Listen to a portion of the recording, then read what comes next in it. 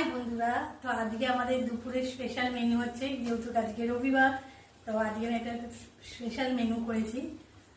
তো বলো তো কি করেছি, তো তোমাদের আজকে দেখাই তাহলে আমি আজকে কি করেছি মেনু। এই দেখো বন্ধুরা, আজকে আমি ফ্রাইড রাইস করেছি। এই যে ফ্রাইড রাইস করেছি আজকে, আর করেছি চিলি চিকেন। তার সাথে রয়েছে আমাদের স্যালাড। अभी मजा आएगा ना भिड़ो। একটু বেড়ে বেড়ে দিই।